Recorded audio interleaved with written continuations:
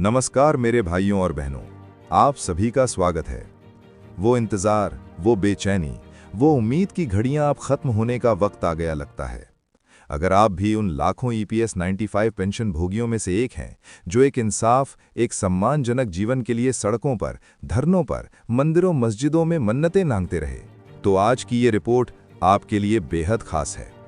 दिल्ली के शक्ति केंद्रों से लेकर नीति निर्माताओं के गलियारों तक एक ही चर्चा गूंज रही है, एक ऐतिहासिक फैसले की पूर्व सन्नाटा। और हाँ, अगर अभी तक आपने हमारे चैनल को सब्सक्राइब नहीं किया है तो कृपया बेल आइकन दबाएं, चैनल को सब्सक्राइब करें और इस वीडियो को अधिक से अधिक शेयर करें, क्योंकि आज जो हम आपको बताने जाते हैं या रे जा रहे हैं, वो सिर्फ एक खबर नहीं, बल्कि आपके संघर्ष के दशकों के इतिहास का एक निर्णायक पन्ना हो सकता है। प्रधानमंत्री नरेंद्र मोदी की कैबिनेट ने एक ऐसा मसौदा तैयार किया है जिसकी चर्चा पूरे राष्ट्र में है।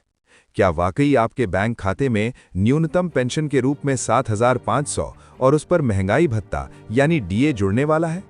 क्या वर्षों से चल रहे आंदोलन के अग्रणी नेता कमांडर अशोक रावत जी की तपस्या अंततः रंग लाने वाली है? क्या सरकार ने पेंशन भोगियों की मुख्य मांगों को स्वीकार कर लिया है?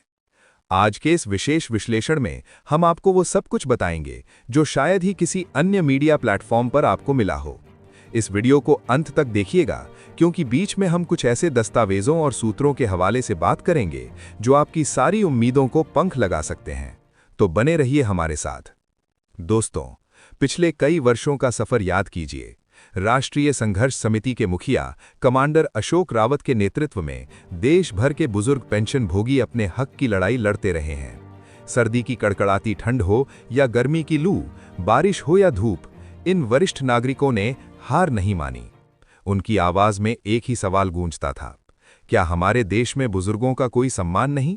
क्या जिस पेंशन पर हमारा जीवन निर्भर है वो इतनी नगण्य होनी चाहिए? अशोक रावत जी ने स्पष्ट शब्दों में कहा था, ये लड़ाई अब आर पार की है। या तो हमें हमारा हक मिलेगा या फिर देश भर में एक ऐसा आंदोलन होगा जिसकी मिसाल नहीं मिलेगी। और लगता है इसी दबाव और नैतिक जिम्मेदारी ने आखिरकार प्रभाव दिखाना शुरू कर दिया है। विश्वसनीय सूत्रों से प्राप्त जानकारी के अनुसार सरकार अब कोई और जोखिम नहीं लेना चाहती। पेंशन भोगियों की नाराजगी, जो एक सामाजिक भूकंप का रूप ले सकती है, को देखते हुए प्रधानमंत्री कार्यालय ने स्वयं इस मामले में गहरी दिलचस्पी दिखाई है। चर्चा है कि प्रधानमंत्री नरेंद्र मोदी ने इस फाइल पर व्यक्तिगत रूप से संज्ञान लिया है और इसे शीघ्र निपटाने के निर्देश दिए हैं। खबरों के अनुसार आपके बैंक खाते में बढ़ी हुई पेंशन राशि के प्रस्ताव पर अंतिम मुहर लग सकती है। अब सबसे बड़ा सवाल जो हर पेंशन भोगी के दिल और दिमाग में घूम रहा है, क्या उनके खाते में ये बढ़ी हुई रकम आनी शुरू हो जाएगी? सोशल मीडिया पर तो एक के बाद एक दावे की बाढ़ आई हुई है। कहीं कहा जा रहा है कि वित्त मंत्रालय और श्रम एवं रोजगार मंत्रालय के बीच लंबी चर्चाएं हो चुकी हैं और सहमति बन गई है। वहीं कमांडर अशोक रावत जी का रुख स्पष्ट और दृढ़ है। उन्होंने कहा है, हमें आश्वासन नहीं, आदेश चाहिए। हमें कागजों पर लिखे हुए वादे नहीं, बैंक खाते में आई हुई रकम चाहिए। अगर 7,500 प्लस DA लागू नहीं हुआ तो हम करो या मरो वाली मनोदशा के साथ फिर सड़कों पर उतरेंगे।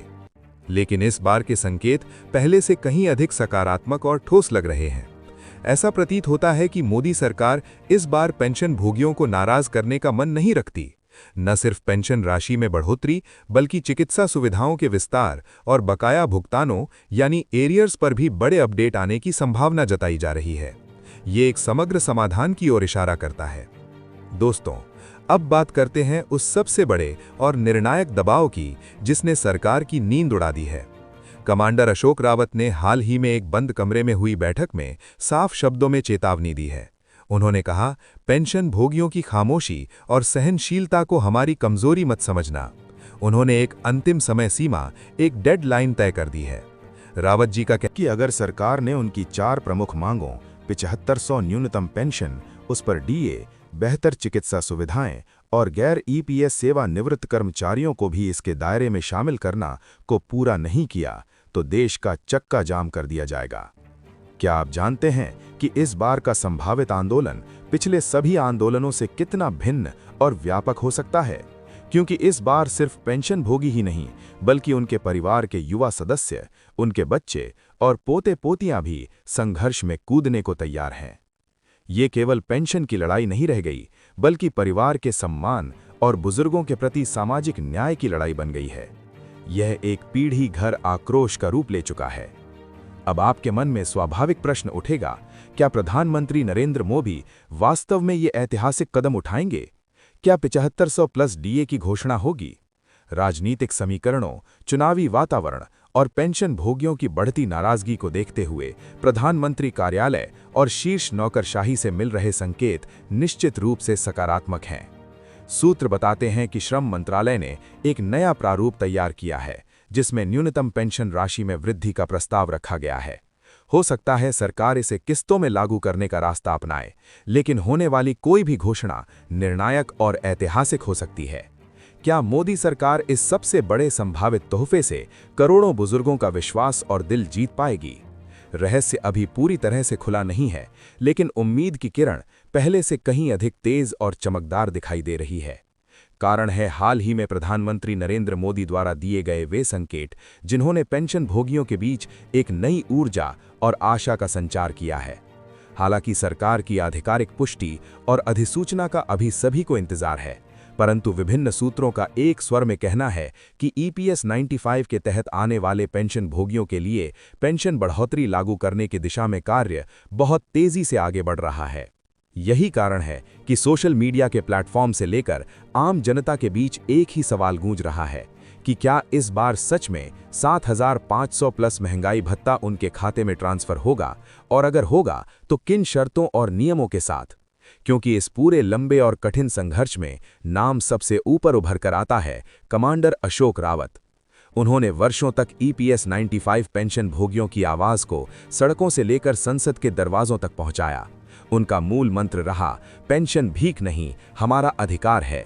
और यही दृढ़ विश्वास और अटल संघर्ष का दबाव आज स्पष्ट रूप से दिखाई दे रहा है। बताया जा रहा है कि अशोक रावत जी की प्रमुख मांगों में न्यूनतम पेंशन 7500 निर्धारित करना, उस पर महंगाई भत्ता जोड़ना और पुराने समय से चली आ रही विसंगतियों और अन्यायों को दूर करना शामिल था। और अब खबर ये है कि इन्हीं मांगों पर सहमति बनने की दिशा में ठोस और निर्णायक बातचीत हो चुकी है। लेकिन दोस्तों, सावधान रहें, उम्मीदों के बीच अभी पूरी तरह से निश्चिंत होने का समय नहीं आया है, क्योंकि रहस्य अभी समाप्त नहीं हुआ है। अशोक रावत जी पर भले ही स्पष्ट कर चुके हैं कि अगर उनकी सभी मांगें पूरी तरह से और बिना किसी कटौती के लागू नहीं होती, अगर किसी भी स्तर पर कोई समझौता या देरी की कोशिश की गई, तो आंदोलन फिर शुरू होगा, और इस बार का आंदोलन पहले से कहीं अधिक बड़ा, संगठित और तीव्र होगा। हालांकि इस बीच जो संकेत मिल रहे हैं वे यही इशारा करते हैं कि सरकार कम से कम 7500 प्लस महंगाई भत्ते वाली मूल मांग पर पीछे हटने के मूड में नहीं दिखती। कारण स्पष्ट है, राजनीतिक, सामाजिक और नैतिक तीनों प्रकार का दबाव इस समय अपने चरम पर है। सरकार भली भांति जानती है कि ईपीएस 95 के पेंशन भोगी अब और प्रतीक्षा करने के मूड में नहीं हैं। वे थक चुके हैं, त्रस्त हो चुके हैं। यही वजह है कि कुछ विश्लेषक इसे एक बड़ा सामाजिक संदेश मान रहे हैं, तो कुछ इसे दशकों के शांतिपूर्ण संघर्ष का स्वाभाविक और न्यायपूर्ण परिणाम बता रहे हैं। लेकिन एक आम पेंशन भोगी के लिए सबसे महत्वपूर्ण और वास्तविक सवाल यही है कि उसके खाते में पैसा कब आएगा और कितना आएगा, क्योंकि महंगाई के इस दौर में दवाइयों का खर्च, राशन का खर्च और स्वास्थ्य सेवाओं का खर्च आसमान छू रहा है। ऐसे में 7500 और महंगाई भत्ता भी शायद ही एक सम्मानजनक जीवन के लिए पर्याप्त हो, लेकिन वर्तमान स्थिति में ये एक बहुत बड़ी राहत होगी। इसी उम्मीद और आशंका के बीच हर पेंशन भोगी की नज़र सरकार के